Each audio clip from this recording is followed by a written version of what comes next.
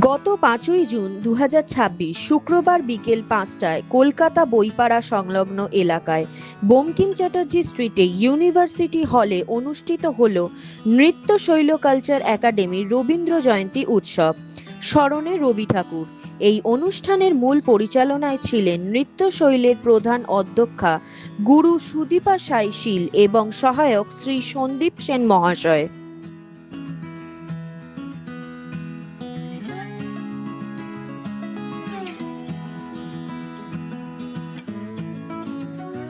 এই শুভ দিনটার সাথেই আজকে আমরা উদ্বোধন করছি আমাদের নাচের স্কুল নৃত্যশৈলী কালচারাল একাডেমি রবীন্দ্র সন্ধ্যা। যদিও কবিগুরু রবীন্দ্রনাথ ঠাকুরের জন্মদিন আজ থেকে 1 মাস আগে মে মাসের 9 তারিখে সম্পন্ন হয়েছে, তবুও তার জন্মদিন আলাদাভাবে আমাদের বাঙালিদের কাছে প্রত্যেকটা দিনই রবীন্দ্রনাথ ঠাকুরকে বাদ দিয়ে নয়। সেক্ষেত্রে আজকে আমরা আমাদের এই নৃত্যশৈলী কালচারাল একাডেমির রবীন্দ্র সন্ধ্যা অনুষ্ঠানটা করছি। এটা হচ্ছে ক্যালকাটা ইউনিভার্সিটি হলে হচ্ছে। আজকের এই শুভ দিনে আমরা করতে পেরে এবং আমাদের সমস্ত ছাত্রছাত্রী এবং সমস্ত অভিভাবকদের সাথে নিয়ে আজকে আমরা এই দিনটি পালন করছি।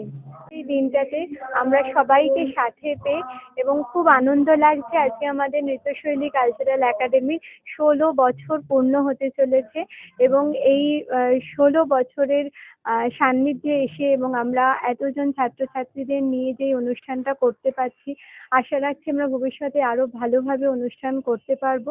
আপনারা আমাদের সাথে থাকুন এবং বিভিন্ন নৃত্যনাট্য এছাড়াও বিভিন্ন সামাজিক সমস্ত নাটক আমরা পরিচালনা করি এবং তার সঙ্গে আধ্যাত্মিক কিছু গল্পের সাথেও আমরা বিভিন্ন রকম ভাবে কাজ করি। আশা করি ভবিষ্যতে আমরা এই সংগঠনকে আরো এগিয়ে নিয়ে যেতে পারবো। আপনাদের আশীর্বাদ সাথে নিয়ে আমরা আরো অনেকটা দূর এগিয়ে যেতে চাই। আমার নাম হচ্ছে সুদীপা সাই শীল। আমি নৃত্যশৈলী কালচারাল একাডেমির কর্ণধার সুদীপা সাই শীল এবং আমাদের সাথে আমাদের সহকর্মীরা আরো অনেকে আছেন এবং শ্রী সন্দীপ সেন আমাদের স্কুলের আরেকজন কর্ণধার, তিনি হচ্ছেন আমাদের সৃজনশীল বিভাগের যিনি সমস্ত দায়িত্বে আছেন, আর আমি শাস্ত্রীয় নৃত্যের সমস্ত দায়িত্বে রয়েছি। এবং আজকের যে আমাদের অনুষ্ঠানটি হবে সেটি মূলত ডান্স ড্রামা কেন্দ্রিক। সেটা হচ্ছে চিত্রাঙ্গদা কবিগুরু রবীন্দ্রনাথ ঠাকুর রচিত চিত্রাঙ্গদার অবলম্বনে আমাদের পরবর্তী অনুষ্ঠানটি পরিবেশিত হতে চলেছে।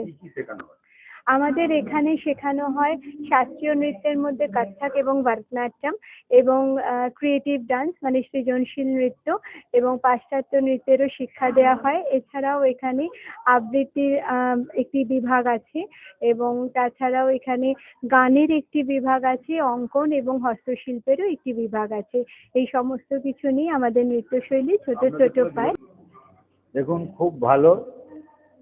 এই যে আমাদের সংস্কৃতি, যে এই ইনস্টিটিউট আমাদের বাচ্চাগুলোদেরকে এরকম তৈরি করেছে এবং আজকে এইখানে ওনাদের এই কার্যক্রম হচ্ছে, ওতে সবাই দেখছেন।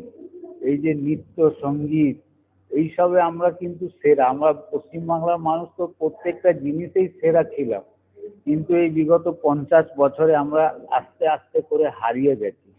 আজকে এখানে এসে নিজেকেই আমি গর্ব মহসুস করছি যে আমরা আছি এখনো এই সংস্কার সংস্কৃতিতে। আমি বলেছি যেরকম সারা ভারতবর্ষের মধ্যে মুম্বাইকে আর্থিক রাজধানী বলা হয়, ওইরকম আমাদের কলকাতাকে কিন্তু সাংস্কৃতিক রাজধানী বলা হয়।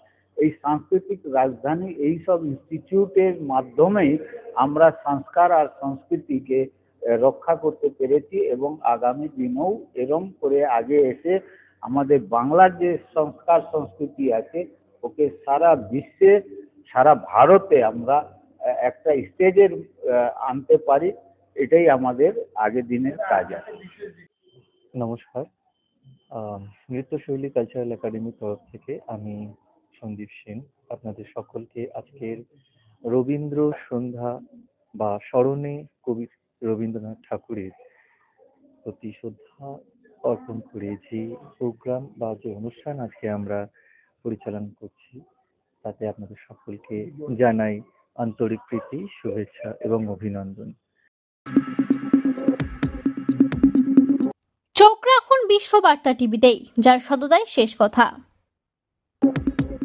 Audio Jungle.